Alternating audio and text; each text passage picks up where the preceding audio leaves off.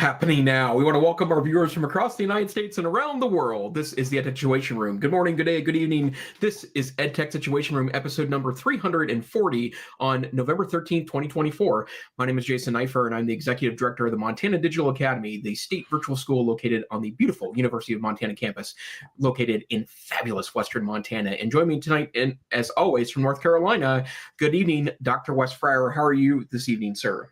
Good evening, Jason. I am glad to be joining. We had some family errands and things today, and I apologize for the delay, but I am excited to be here and excited to talk about the tech news and catch up. So what is your background tonight? Are you in Japan or something? No, I did not sneak off to Asia in the last week. This is one of just the generic backgrounds for the newest version of Mac OS. And I should say that I did, and we'll talk about this a little bit later, I did get my new MacBook Pro, which is stupid, fast, amazing, awesome, holy dog. And we'll talk about that in a few moments. But I think this is an Apple campus picture, like one of the natural somethings as part of the large, massive Apple campus in beautiful California. Are you on the new machine right now? I'm not, but I did end up, I had installed betas of Sequoia earlier, and I was tired of the beta cycle because it was updating like every 2 days. So I wiped it last night on a whim, which I do more often than I probably should. I am a bit of a computer wiper. If I'm going to talk about my personal habits just a little bit, but I did nuke it last night, and then had to spend a couple minutes pre-show making sure that all the drivers and stuff were working. And rather than downloading one of the background programs, it's just built right into Sequoia now. So I have to say that in general, I kind of can't believe it's kind of true of Windows, but it's super true of both Chrome OS and Mac OS. It's really extraordinary the amount of functionality that is built into these modern operating systems. Like, you can really do an awful lot of pretty cool things from just the operating system itself. And perhaps someday I will stop being so amazed by the tech. But right now, I am pretty darn amazed by the tech. Gotta say it. Yeah, absolutely. Well, what are we going to do about amazing tech news tonight? Well, we're going to take a look at some headlines from across the techosphere and try to shoot them through the educational prism. Perhaps both so Dr. Fryer and I can wrap our brains around them, and we hope for those that are listening to the podcast give you some insights on ways that you can help prepare yourself for the evolving technological landscape in your classroom, your school, your district, or your job.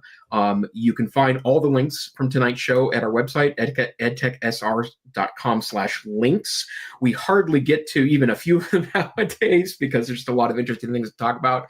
But tonight we will, of course, have some AI news, lots of interesting things there. I'd like to talk a little bit about some new products at both Google and Apple. Lots of social media news, especially in light of the post-election cycle that's happening now. We will have some miscellaneous articles, and then, assuming Dr. Fryer and I put them into the rundown for tonight, we will have our Geeks of the Week at the end of our show. So, Dr. Fryer, is there any particular place you'd like to start, or shall I dig right in? Yeah, I was the slacker tonight on links, so please go ahead and start us where you would like. Yeah, well, I want to talk about Apple stuff. So I want to first talk about, like I mentioned, that I traded in my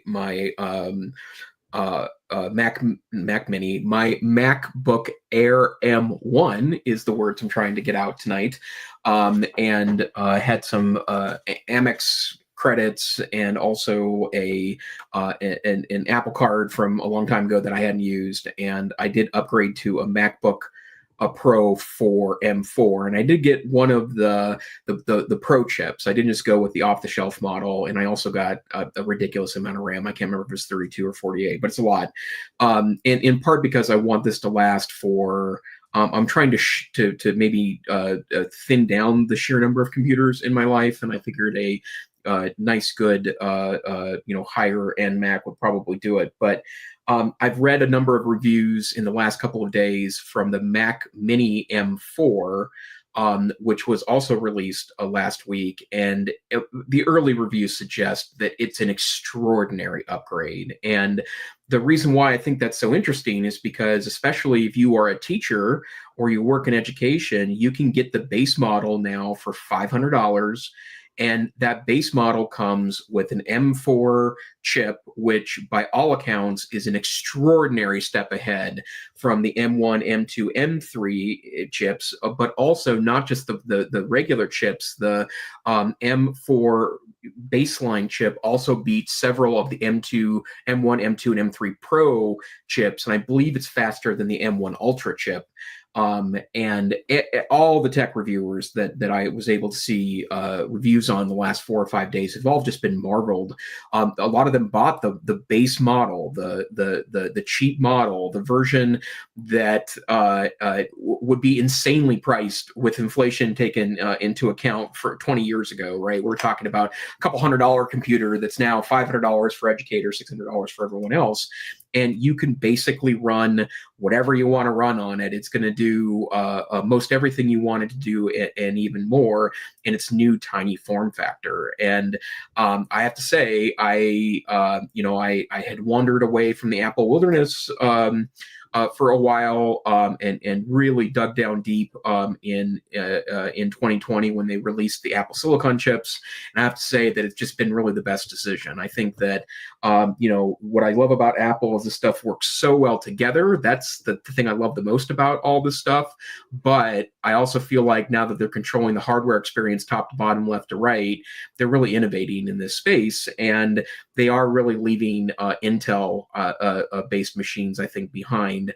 Now it's a different story with ARM architectures we talked about in the past, but I did share a review from Apple Insider on November 13th. It just talks about, it's tiny, but it's super powerful. It's really extraordinary on a wide variety of amazing benchmarks, and really, really pretty excited about the future of Apple stuff.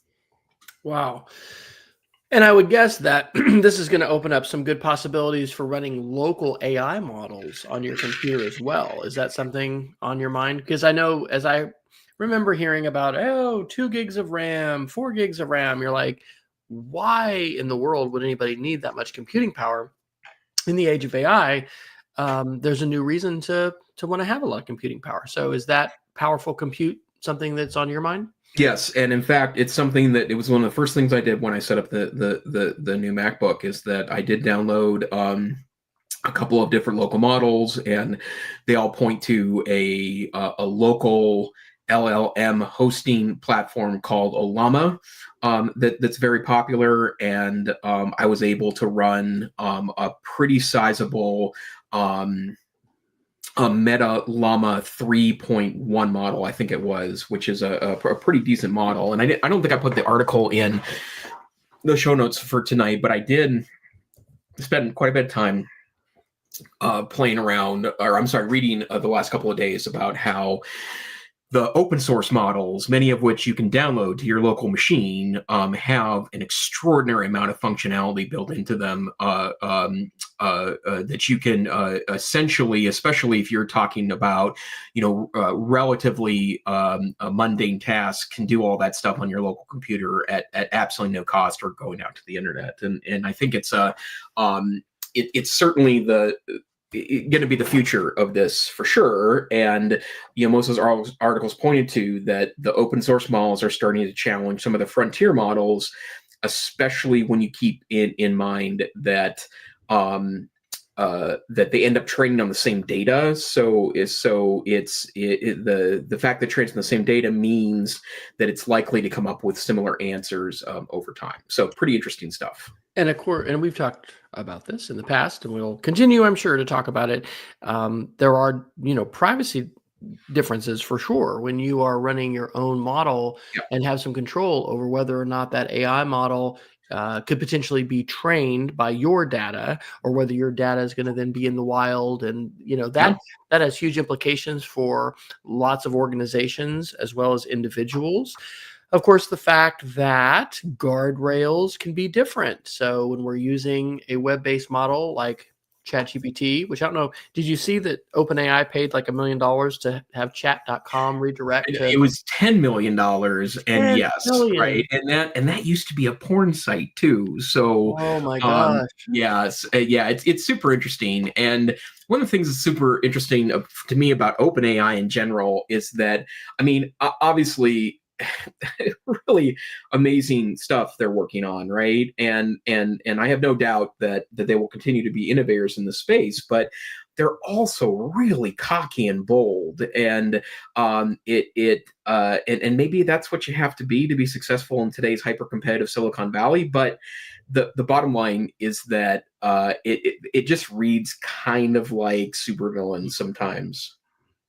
Well, yeah, no, we it's okay. We can go far afield with this because hey, the sponsors won't care. We don't have any sponsors. Uh, the fact that there's been so many people that have left OpenAI Yeah, is a concern, and yeah, I have continued to be listening to the Casey Newton and Kevin Rue's yep. podcast, Hard Fork. Yep, pretty much every week. That's one of Me my too. regulars. And they've covered this and talked about it, and the fact that this company has had so many high level people leave. I mean, it's also, I think, a function of the marketplace, right? Our son works for NASA as a contractor. He works for Booz Allen Hamilton, but he's mentioned how many folks have come to work for a couple years for NASA and then they go work for commercial space companies. There's over 100 companies, I think, now vying for contracts with the government for commercial space, and so the environment is very dynamic. And so I don't think we should read the departure of all these folks strictly as, oh my gosh, it's terrible. I mean, there's a lot of money to be made, and people who have expertise and knowledge can go ahead and start, strike out on their own. And that, I think, has got to be an element of it. But there is so much power that is controlled by this company and by these individuals. And I don't see that changing anytime soon. Yeah. And I think, again, we'll just play our record and beat the dead horse or whatever. We've got to be playing with these tools. We've got to be using these tools, especially as educators, but also as citizens, because the only way you get your head around what they can do and what they may do is by using them. It's not by just reading mainstream news articles about them. So I'm going to be excited to hear what you have to report about running your own models and how all of that goes on your fast machine. And as I see myself kind of lagging here with my literally, I think 2012 27-inch iMac, but it's just the screen, right? I've got the M1 laptop connected to it, but still, it is. Yeah. How does it feel to make that jump? Did this feel like a generational jump in speed, or did it just seem incremental? It did. The only thing I regret was not spending the extra $200 for the nano texture display, because that matte display I think would have been beautiful, but it does feel incredibly snappy, and the battery life is stupid long, and But this is a Mac Mini. This is a Mac Mini again, right? well, no, MacBook Pro was the M4 I bought, Oh, right? Yeah, and I'm still on, and I have to decide. I can actually, with the education discount, they'll give me $230 for my Mac Mini M1 to upgrade, and it's basically like paying $300 to upgrade straight across, because my M1 Mac Mini has a 16 gigs of RAM too. So we talk about base model to base model. So that may be worth it at some point, but I also think too that what I'd like to be able to do with the desktop machine is run one of those local models, and one of the barriers to that with a desktop is the amount of RAM, because you have to download a model that fits within your RAM to be able to produce. And but the Apple problem, if I were to make one criticism at this point of Apple, It's that it's still ridiculous to upgrade RAM and hard drive space. And in fact, I only went with a 512 on my laptop to save money, because I generally speaking am a cloud person, and I do. I mean, and I wipe my laptop every 6 to 8 months. So, because again, I have kind of a wiping problem with. But that's good for security, and there's so It many is, of us yeah. that don't do that, and we're probably running around with stuff on our machines we shouldn't have. So Yeah, well, and it's certainly an issue at work. I'm on a managed machine like you are, Dr. Fryer, at work. It's frustrating sometimes, but it also means that, I mean, I have to put a support ticket in to get something wiped, and then I have to make an appointment, and then it's gone for 3 days, and like all those pieces that are a part of the puzzle of really large IT management.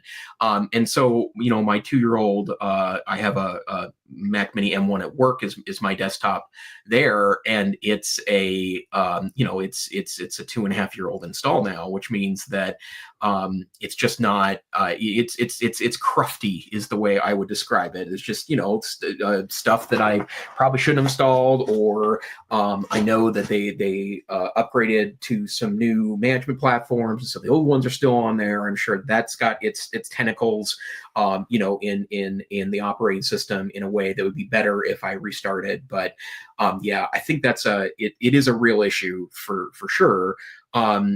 But that upgrade tax that continues to really be a part of the Apple ecosystem, and the only way I could describe that is that it's profit, right? Because those things don't cost that much, but they know that with their pro users, that they're going to get they're going to get the money out of them for that stuff, right? And it also doesn't help the situation either that the base models keep getting better and better. The base model Macs of 2024 are better than the base model Macs of 2004. That's absolutely true of Apple stuff. I don't think that's as true in other ecosystems, but it's definitely true in the Mac ecosystem. yeah, absolutely. Well, all right. We're going to continue to track and follow and see what that means for us individually. Your phone, you've got the latest phone, right? Do.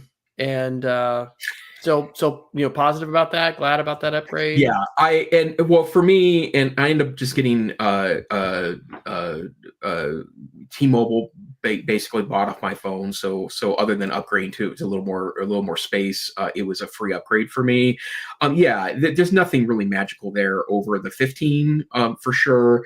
But one of the other articles I wanted to share tonight is something I'm really excited about. I'm still waiting for something to happen with Siri to make it less ugh, right? And we talked about a number of times in the past about how challenging Siri has been as it's lost functionality over the years. But a lot of reviews are talking about, and I have this feature on my phone. I just haven't used it all that much yet.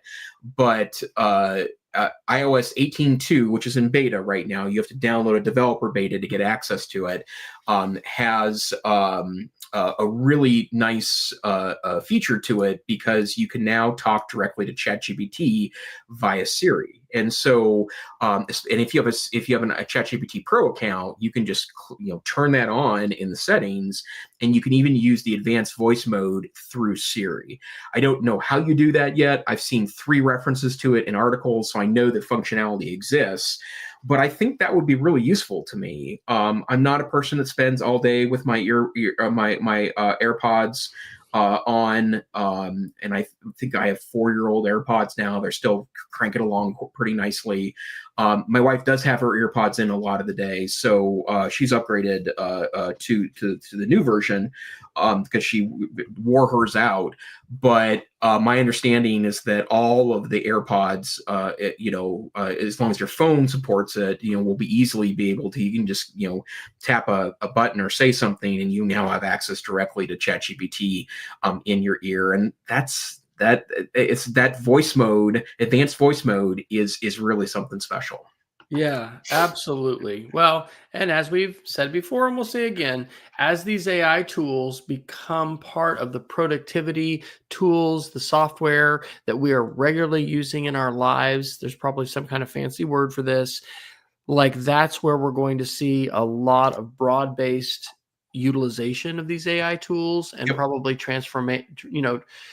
some societal transformation or some really big impacts, because as long as you got to go to this app or you got to subscribe to this or whatever, it's the Sherlocking of AI, because, Sherlock was this, what it was like a separate thing, wasn't it? That Yeah, Apple yeah, it was integrated a the like a search desktop tool. manager app. Yeah, right. And then Apple integrated it, and then everybody's using it. And it's just, part of the normal. And this is happening with AI. And I continue to be excited to looking forward to Gmail and Google Calendar and some of those kinds of integrations, because those are tools that I live in every day. But are you finding yourself using Apple Mail more right now because of AI? That's a great question. I have, and I'm also, and I've never liked the Apple Mail app. That goes back, to the early days of the iPhone. And to be honest, I don't think the Mail app is all that more advanced than it was when the iPhone first came out. To be real frank about the situation, but I have absolutely done that, and I'm not using it as my primary mail app. So I do have it set up at my laptop and my work desktop, my home desktop. I'll get set up when I get the rest of my software on the machine. Um, but at some point, it's going to start to click together, right? Messages and mail and calendar and all the things together. And I would expect that someday I'm going to be pretty surprised that Siri understands suddenly a whole lot of things that it didn't before. And that's really tempting to me, because the demos I saw on Apple Intelligence earlier this year were really that stunning, to a point that I may just be, I still love Chrome OS, and I will always have at least an older Windows laptop sitting around always, because there's some weirdo utilities that just work better on Windows machines. But the Apple stuff is more than good enough to I think to be a true power user. I just hope Safari could become extensible for uBlock Origin, so that we could block ads the way we have been, because Google's continuing to fight this war and trying to change, standards so they can stop ad blockers. Yeah. Well, that is good information, and I think that because we have tasted the power of AI in some other contexts, and I think you and I have both had experiences where we're just like, oh my gosh, I can't believe this. I told someone today, I know it's not extraterrestrial, it's terrestrial. This is stuff that humans have made, but like, it feels otherworldly. It feels like something that really is different, and it's not just a person. And being able to have that kind of power that can be your co-writer, can be your editor, can be your brainstorming assistant, and then also your problem solver, I definitely believe that it's the most powerful technology that's ever been invented by humans, and we're just starting to scratch the surface. So I'm excited that Apple is integrating this, and I look forward to that day as well, where we're like, oh my gosh, look how smart Siri is, because it's coming. That is absolutely coming. I don't think there's a question about that. It's just a matter of time. Well, Dr. Fryer, that is an extraordinary good transition to one more article that I want to point out, and I'll bring in a book that I listened to while traveling this past week. There's a really, really interesting and also kind of, I think, scary article. This is from Tidbits on November 11th, and it highlights two what they call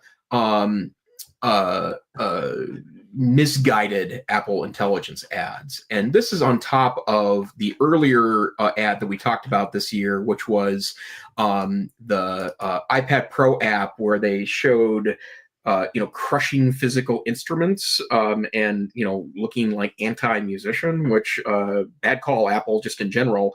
But these ads are kind of feature some the worst one, I think, is that there's some doofy guy in an office that is just kind of screwing around all day, and at the end of the day basically uses an Apple Intelligence to do his work for him and turn it in and to impress his boss. And it's like, oh my God, that's exactly the problem with like marketing this is that if we market it as this shortcut for lazy people, like that's problematic for a variety of reasons, right? And I think it's also one of the reasons why it's causing such FUD, fear, uncertainty, and doubt in education right now is because of ads like this. And I had the opportunity, I had read the first couple of chapters when it first was released, but Ethan Mollick's co-intelligence book is just so good. Like it's I'm so glad that we have such a clear, thoughtful voice in the AI space, and that's an educator, right? He's a professor of business at the Wharton School, and he and his wife are both experts in a variety of related technologies and conversations. But his book is so good. But one of the things he talks about in the labor market chapter is that it's not likely. Oh, I mean, obviously, there's going to be a ton of jobs impacted by AI, and he makes the point in one of the chapters that it is. It's likely to impact all jobs, and we're seeing some evidence of that now because robots have been largely stalled out over the last 10 years when it comes to their functionality, and that AI, it seems to be an extraordinary step forward in robot technology. And so he was saying that it's likely that we will have a lot of tasks that at some point, either by choice or by force, that we're going to end up pushing out to AI. But he said that it's the wrong attitude to think that what we should be doing is doing or cutting 2/3 of our staff and then replacing that with AI. But he said instead you should try to keep your staffing levels stationary, and then just encourage people to do extraordinary work using AI.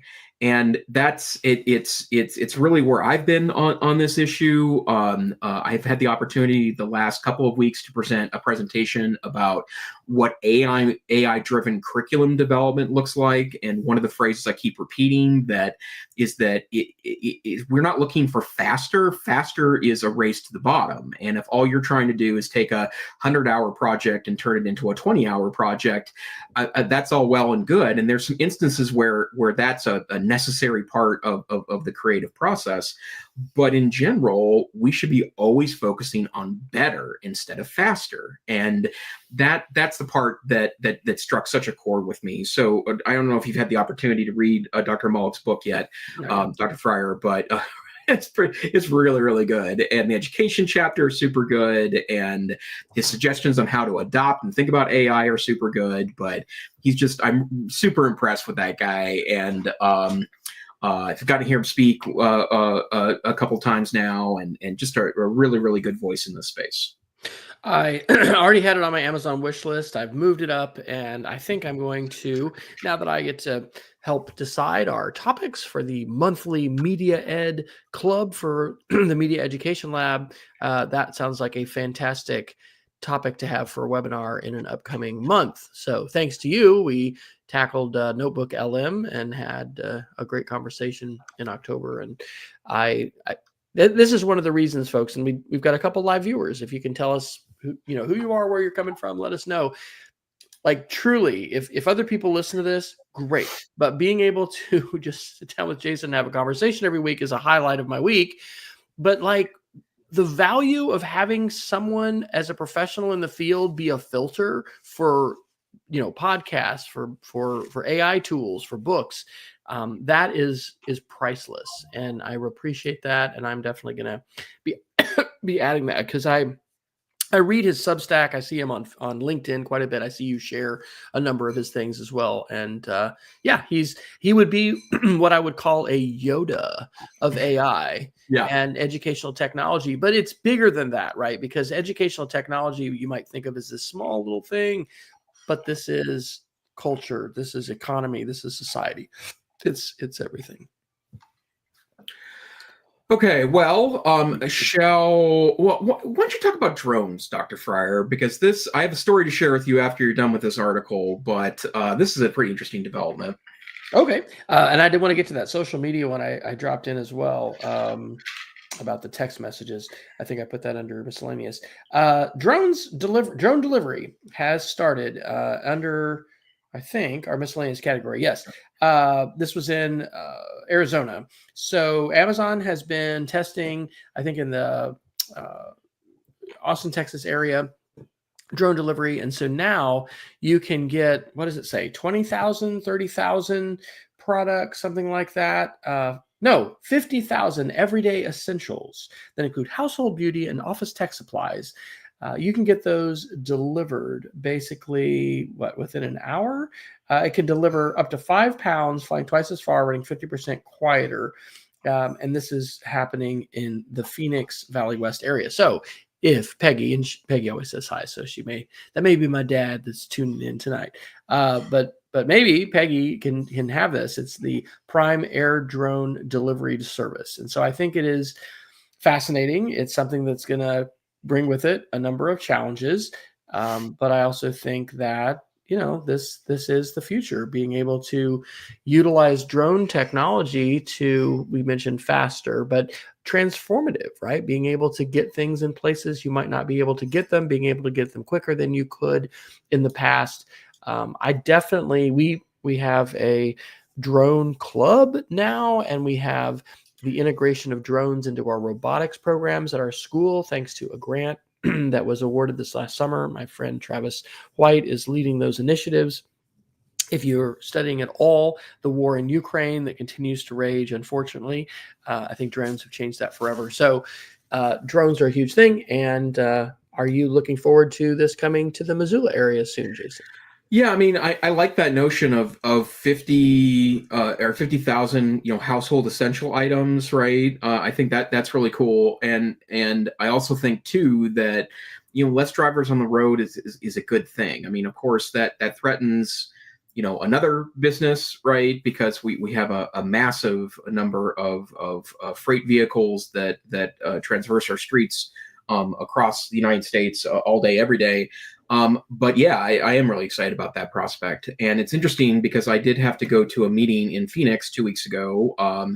And one of the things and it was with other virtual school folks, and they had really suggested that we try the Waymo automated cars, and I tried one going from the hotel to the airport in Phoenix. And when I first got there, I mean, my plane got in like at 12 or half past midnight. So I didn't want to be in the robot car in the middle of the night and have something bad happen and then be bleh. So, but you could have made it into an article on the EdTech Situation Room. Yeah, totally. Yeah. School administrator gets stranded in a Waymo in Phoenix, and I took it back, and there was just so many little interesting things because there's an app, there's the Waymo app.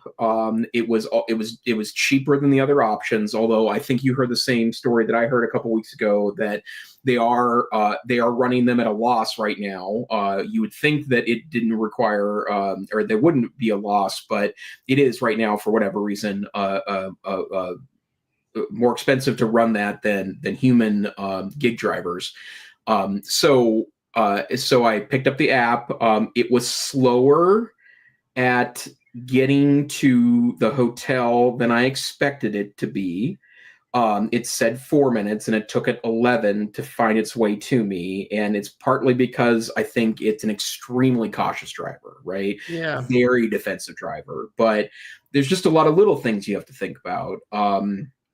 Where's it going to pick you up, right? Well, if it's your house, it's in front of your house. But if you're at a hotel, where are you standing? And in this case, they had the little inside driveway that a Uber driver might pick you up at or drop you off was full of delivery trucks, so it couldn't get in there. And rather than watching it figure that out, I decided to walk a half block up. And there was like a little inlet that the app told me was a place it'd be willing to pick me up. So I clicked it there and jumped in there. the driver's seat is tipped forward, covering so that give extra room to it. And the app basically said, okay, here are the rules. Told me to buckle up. It won't record me unless there's an emergency, and then there's a big touch screen that I can touch along with the app as well to note that there's an emergency. And then it drove off to the airport. It handled a yellow light better than my Uber driver that drove me from the airport to the hotel handled, as it turns out. It handled pedestrians and crosswalks in busy, what I think was downtown Phoenix, pretty well. The thing was super interesting, though, is that it avoided the interstate to get to the airport. And it drove me through a neighborhood that I was getting kind of pointed at, like, oh, there's one of those silly Waymo cars. So I'm wondering if they're getting more traffic because the robots are avoiding the driving on the interstate. I'm not entirely sure. I would assume the interstate is actually, one of its primary features. But yeah, I would do it again, and I did feel extremely safe, which wasn't what I was expecting to feel. Wow, that's pretty awesome. Good to have that report. You're the first person I've talked to who's done that in person. I've listened to podcasts, but wow. All right. Are you on Blue Sky much these days? No, but I feel like I need to get back there. And what a wonderful shift to. Actually, we both shared the same article. Report of Blue Sky app. Go for it, Dr. Fryer. Yeah, no, I didn't see we'd both put that on there.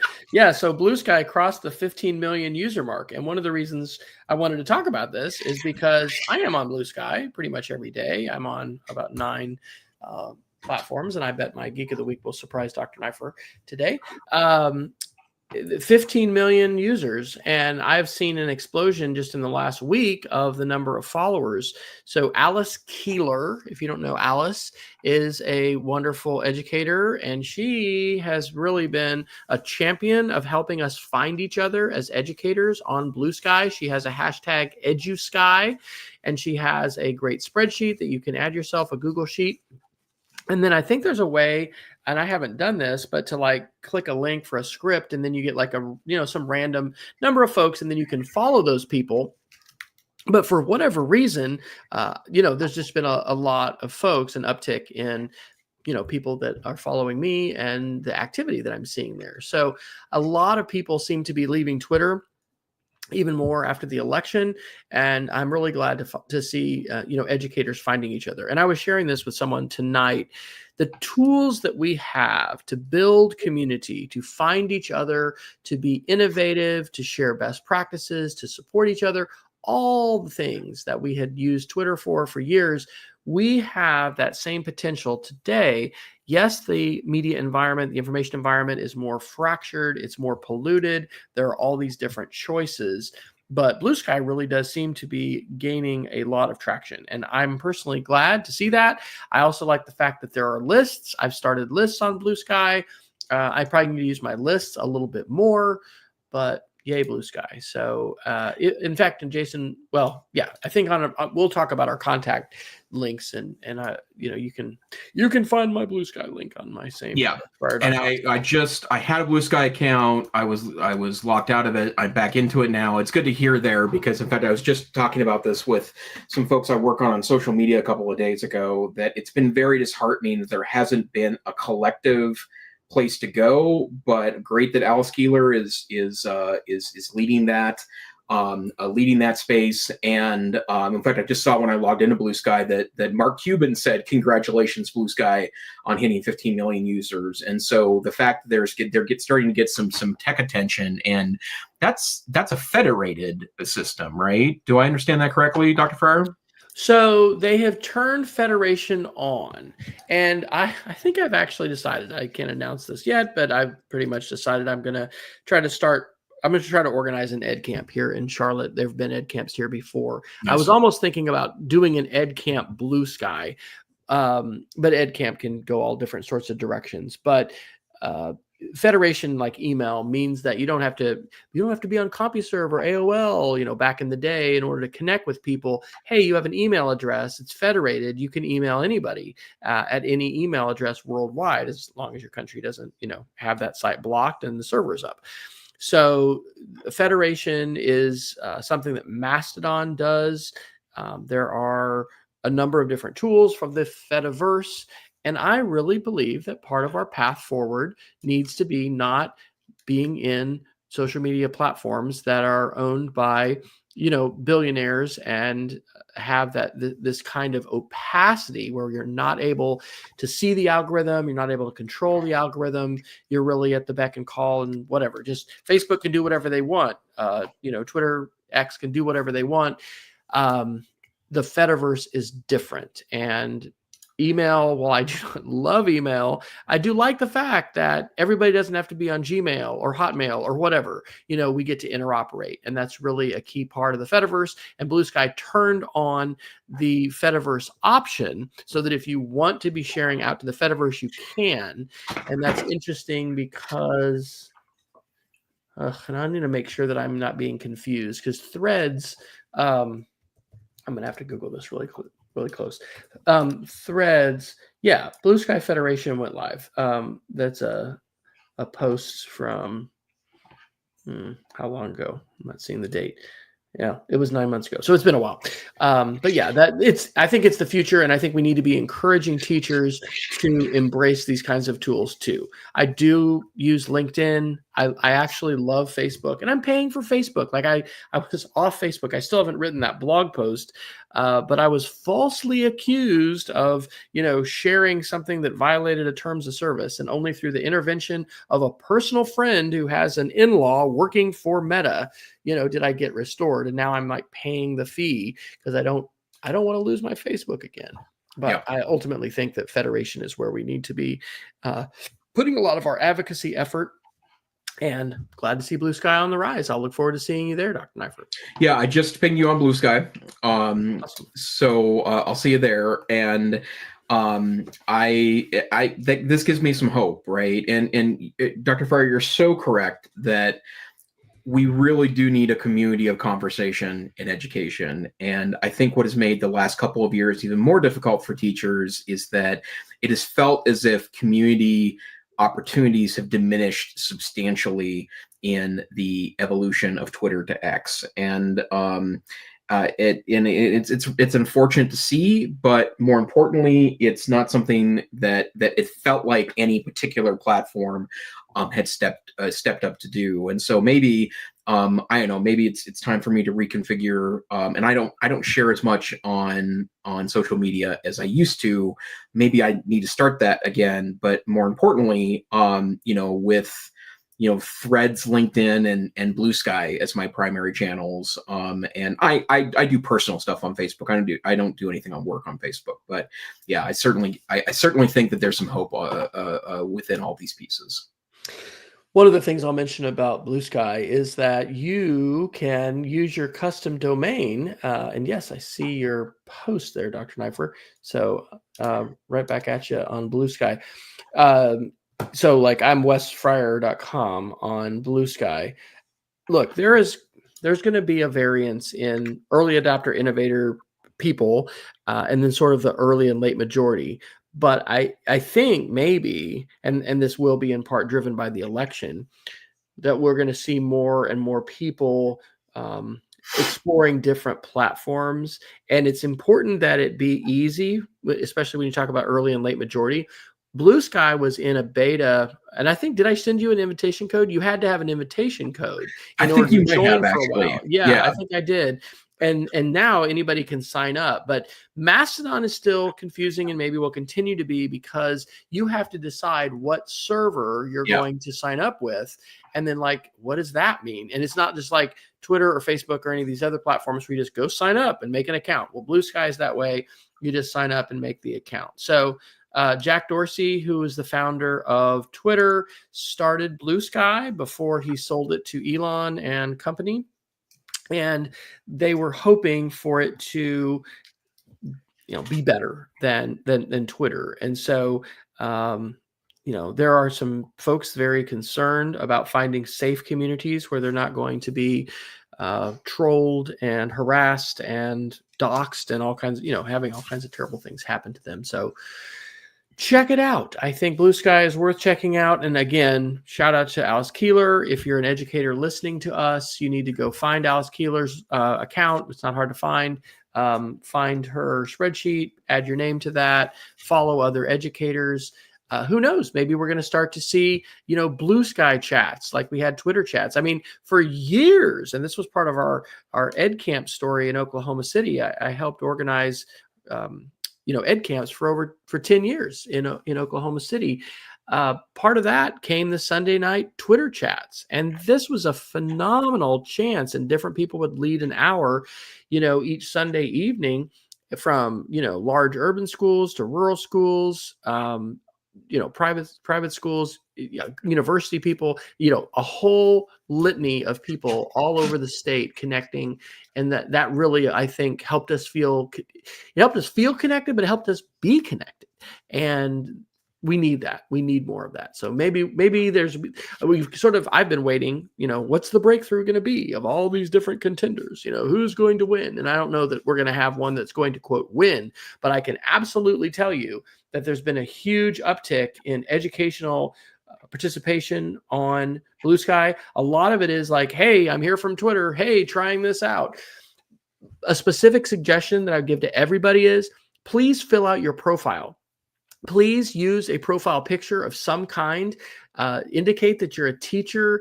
Tell a little bit about yourself. As I am having, different folks follow, like if somebody identifies as an educator and a teacher and they're not like, vitriolically political in any direction, I'm likely to just follow back. But people who haven't posted, people who have no profile picture, people who have no bio, like I know nothing about you. So why would I follow back? I have no reason to. So Yeah. again, I think we got to coach people in this. I know for years at the ed camps that we did in Oklahoma City and other locations around Oklahoma, having a Twitter 101 for folks was important. And maybe we need Blue Sky 101. I definitely think that ed camp is something that became a fad and it really faded, but it shouldn't. Like being able to collaborate and get together and share ideas and best practices and network, that is an enduring need that we have. So yay, Blue Sky. Glad to see that.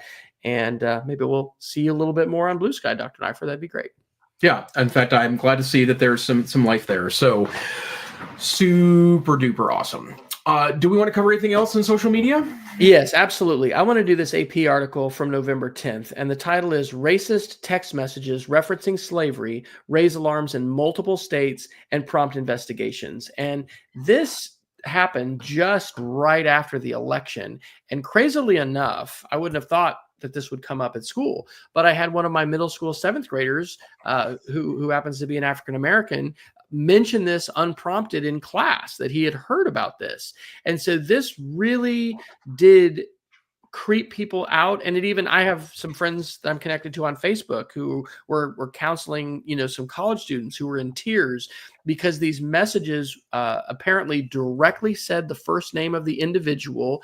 And, it said things like report to the plantation, to harvest cotton. And these were sent to African Americans, and it happened in multiple states.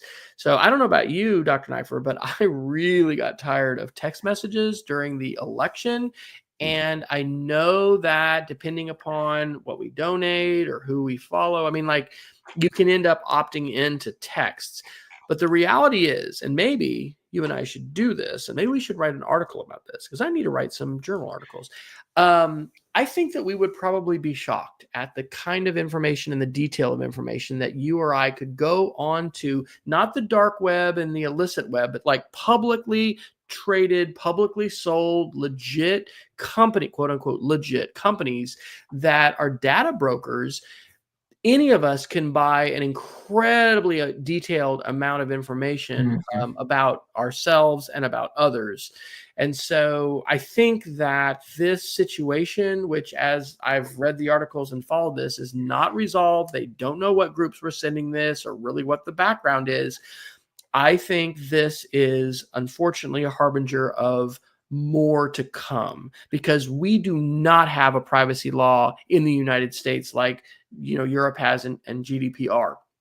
We do not have the kind of protective regulation that is needed, I think, to be able to stop this kind of thing. And whether you're talking about, enemies, sovereign nations like China or Iran or North Korea that want to go out and buy information about Americans and use it in some kind of malicious way, or whether it could literally be any Joe Schmo who's just going to go out to a data broker and buy this data and then figure out how to send these messages. So the other thing I'll say about this, and I'm getting on a rant here, we've got to freaking update our phone system.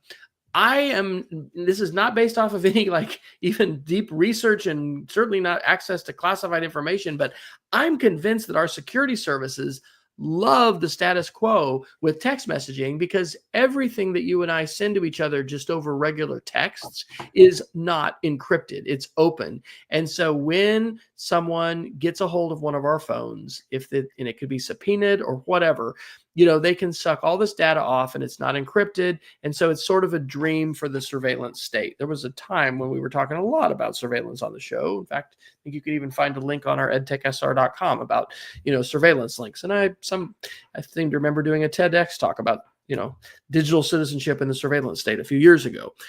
But anyway, I don't see that changing. And I think that's unfortunate. I think, again, in addition to advocating for the Fediverse and the use of Blue Sky and these, other federated tools with our families personally, I think it's important for us to migrate from text messaging, which is unencrypted, to an encrypted, alternative, which there are various ones. So I will end my rant there, and we've lost all our live viewers probably because of that. So I apologize. What are these guys even talking about? Yeah, I'm with you 100%, and I do think that ignoring the larger political situation right now, it does provide, there is going to be a lot of conversations in the upcoming year or two about big tech and alternatives to big tech. And, and while I'm supremely happy with the commercial models available right now in AI, I like having access to alternatives and using alternatives and being up on alternatives. And that just has to be a way that we approach things. It's much harder in a school district, in a world with privacy agreements and data rules and all these pieces that I think are pretty complicated. But I do think that staying with one with at least one foot in the kind of freer universe of things, I think is a pretty smart move. So I want to do a quick shout out to live viewers. I think one of our 2 live viewers is Peggy. Peggy George liked the post on Facebook, and unfortunately, Peggy and anyone else watching us on Facebook, we're having to stream on my own channel because you have to have 100 viewers now. Facebook changed their policy in June in order to stream live. So I just put the link to our Facebook. If you're listening to this, please follow and like EdTechSR on Facebook, facebook.com/EdTechSR. Let's push that, and just because then we'll be able to stream to that channel again.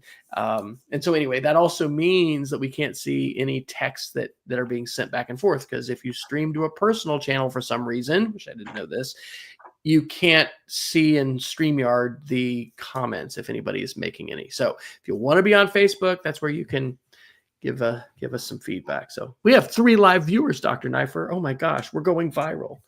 It's a wild night tonight here. It's crazy. In the room. You have so many great, oh my gosh, and we've almost talked for an hour. You've got so many AI articles that I'd love to hear about. So I'm going to stop talking.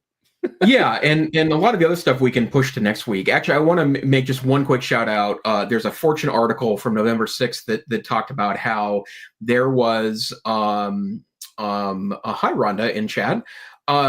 that there was 84 million hours of live coverage that was consumed on YouTube on election day last week, and the reason why that struck with me is because I was sitting at a restaurant in Chicago during most of that night, and I had YouTube up with, I think it was ABC's live stream service up and running during that time, and I don't subscribe to any cable providers at all, right? And so I wasn't able to stream anything on my phone, and I had access to pretty good coverage that I was listening to in one ear with an AirPod while continuing to kind of chat about the election with my friends and colleagues at the restaurant. But yeah, I wish YouTube would stop trying to change itself into something that I think is not as good,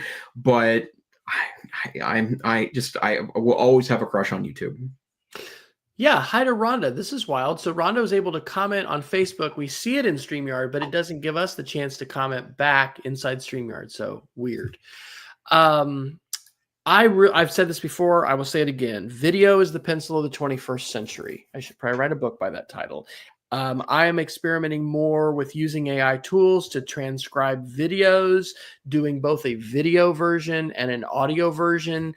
Podcasts, leading I don't know if it's the leading platform, but YouTube is really, catching up to Apple, if not exceeding it as far in Spotify. It's a huge platform for podcasts. So I'm glad that we're there on the platform. And I, also want to see YouTube, continue to grow and hopefully not lose the fact that we can block ads at school. It just kills me in the moments where sometimes it happens that there's a presentation and oh my gosh, we're seeing a Grammarly ad. Anyway, so would you cover some more? Just a couple more of these AI articles? Gosh, there's so many. There's one thing in particular because there's actually two really interesting things that Google released this week. Google actually had an interesting week on new products, but the first one is there is a new tool that's called I can't remember what it's called. It's Learn About from Google, and it is an attempt to use AI in a kind of much more narrow way. So it's not just a chatbot that you can ask questions of, but instead that you can just ask it to hold on, I'm trying to get to. Yeah, it's the Google's Learning Companion takes chatbot answers a step further. More educational, textbook style responses. And I'm not even finding what the name of the link is, but you've got it under Learning Tools. It's the second link under Learning Tools. Okay, great. And so what is cool about this is you can put a topic in, it will create kind of like a briefing page almost for you on that topic. And what's cool about it is that will it do World War I? Well, of course it will do World War I, right? What would Dr. Neiffer ask? See, that's the thing, right? Because that's my standard, AI test question, right? And in fact, now I've got a little folder sitting in Google Drive that is test documents, and I have a huge page on my Notion notebook about my standard prompts so that I can test them across different models. And it does fine at that. But rather, if you put in a battle name, it will do something much more narrow and specific and still create a pretty decent briefing from that. And it pulls in YouTube videos and all variety of interesting sources of information. But I think it was inevitable that at some point search would be minimized, right? And there's a variety of reasons why that this is troubling is not the right word. It's probably challenging is the right word, because we've really built 25 years off of internet literacy around good search literacy, right? And so losing some of that control, I think, is quite problematic. But wow, like what this can do to in the same way that ChatGPT and the other chatbots can explain something to you like year 5.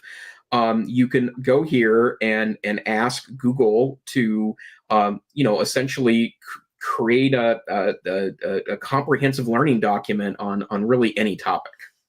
Okay, I want to tell a quick story at the risk of pushing us a little bit beyond the hour. But again, the sponsors won't mind. There are no sponsors. Do you remember the 9 Planets website, Dr. Neiffer, when that was a big deal? Do, yep. Yeah. So back in my early days of teaching 4th grade at Wheelock Elementary in Lubbock, Texas, we had 2 computers in my room because I had a special grant and I had a modem to connect to the internet. But the rest of the computers at our school literally did not connect to the internet. This was before T1 lines. This was in 90, 96, 95, 96. And so we had this program called WebWhacker, and we would copy websites in the whole 9 Planets website, and we would put it on a zip disk, and we would be able to copy it onto the computer, and you could have all this information. And I remember 4th graders coming to my room and they had printed all this information on their printer about Saturn. And wasn't this incredible? Well, I think the same thing is happening today with AI.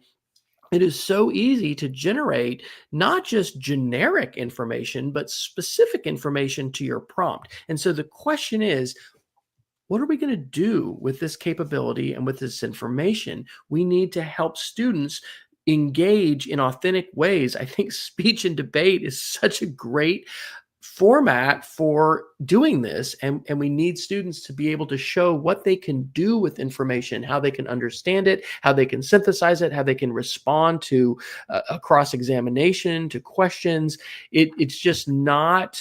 It shouldn't impress us that you can get all this information together. It is challenging. We've got hallucinations. We've got to verify information. There's all these different levels to it. But I really think one of the biggest challenges that we face here is about assessment and about how we're going to help students meaningfully engage with ideas and content. And then what are they going to do with that?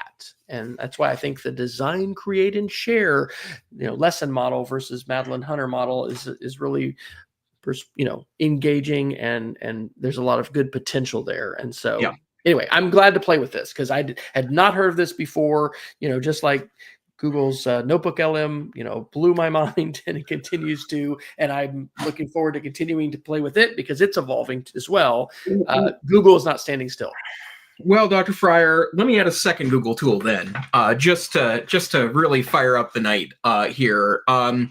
So also released with a new version this week is Google Vids, VIDS. And from my understanding of both that Google blog post that I'm sharing in chat and also a couple of articles that I saw pointing to the Google blog post, is that they've committed to keeping this open and free for the next year, at least the next year through 2025. So that's really good news. But we shared this tool already earlier in the year, and it now has some really interesting new features, not the least of which is tonight, while preparing for the podcast, I saw that this had an update. I went into it, and instead of just giving it a topic to create a presentation on, it allowed me to pull in a Google Doc. And so in this case, the Google Doc is my CV that I threw into that, and it created a 5-minute presentation introducing, pronounced correctly, Dr. Jason Neiffer. And what's interesting about that was that 6 months ago, this tool it created slides and then and also a script, and you could read the script. Well, they've adopted a page from the Notebook LM tool, and that same podcasting voice setup is now available in auto-generated slides based on what it makes for you. And the slides themselves are okay, right? I mean, in fact, I see very rarely good auto-generated slides just because the zeitgeist on slides suggests that they need to be text-heavy, right? Not that the experts say that, but just everyone's text slides are just way too text-heavy. But wow, right? And I was blown away that in 3 minutes, I could generate a video that was based on my CV, right? And then I tried it also with an article that I had sitting in Google Drive, and it did a really, really great job. So I would imagine that, anything that you can put into text, could now be that. And, we talk about people, that are using Notebook LM, to create a podcast, to maybe listen to something while you're taking a walk, to learn something new or different. Well, this seems like the video version of that, and pretty interesting stuff. Again, not super great slides, but the actual text was pretty darn good. And this idea of being able to speak your reality into media, not just image visualization, but now video visualization. And this is the worst it's ever going to be. Yeah. It's just been announced. Yeah. So, Just a reminder that today, going forward, this is the least functional these tools will be. Crazy. Okay. Well, as much as I regret to say it, Dr. Neiffer, it's for past the top of the hour.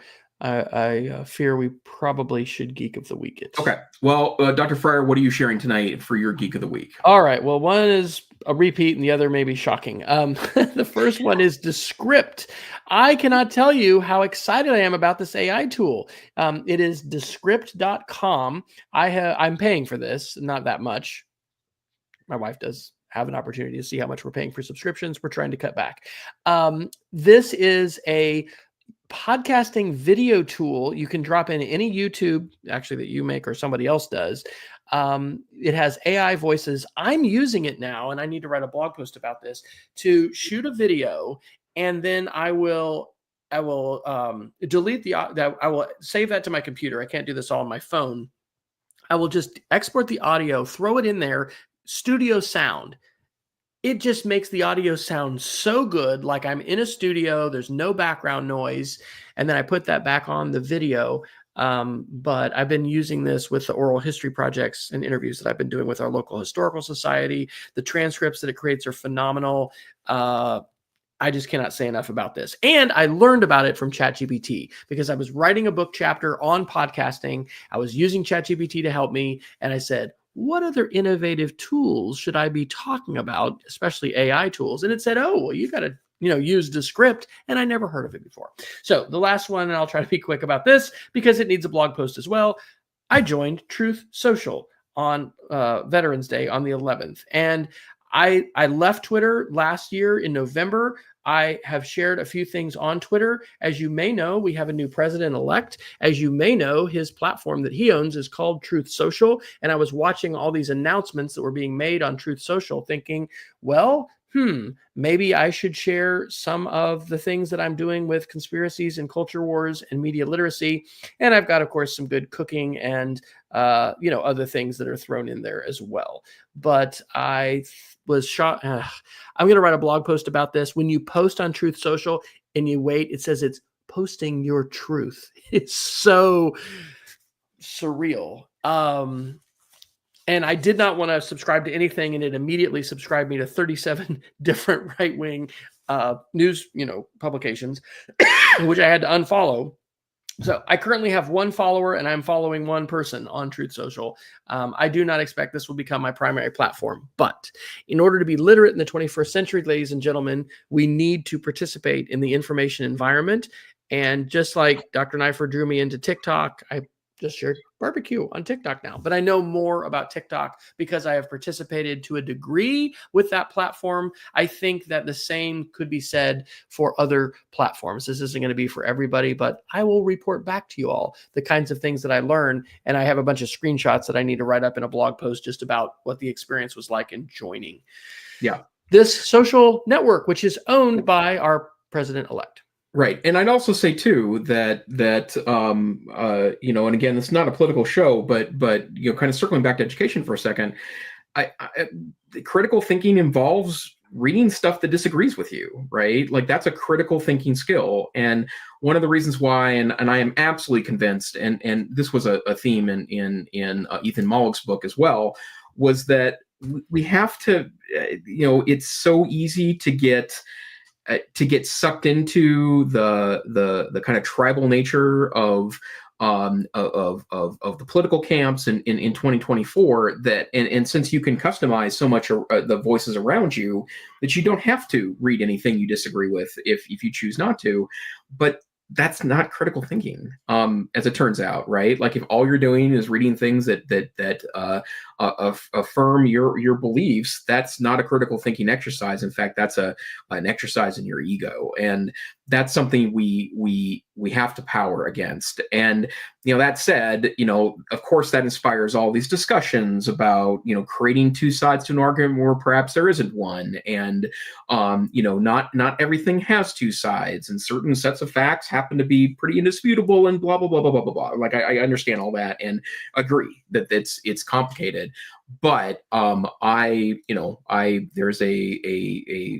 are publications from both sides of the political spectrum that I regularly review because I want to be informed about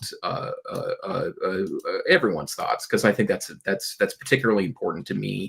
And as a former social studies teacher, that's something that I will always preach. All right. Your geek of the week, sir. Well, mine seems lame in comparison, but I wanted to share something that I've actually put into my queue that I might do in December. But Google just updated its machine learning crash course to involve a lot more generative AI, not just information, but examples that you can work through as you go through the course. And so, if you are on the nerdy side of this conversation and you'd like to understand more how these tools work, this looks like it'd be a wonderful course, and I likely to take it myself. Okay, Dr. Fryer, where can people find you on the interwebs? I have the domain wesfryer.com registered, and you can go to wesfryer.com/after and find a ridiculous number of social media channels where I'm sharing. I will be adding the new edition there. I did not do that yet, but I did update my Vita, and instead of a ridiculous 70+ page monstrosity, it's now 4 pages and it's a PDF. So there you go. I will be putting it into vids soon to see what it will generate. Nice.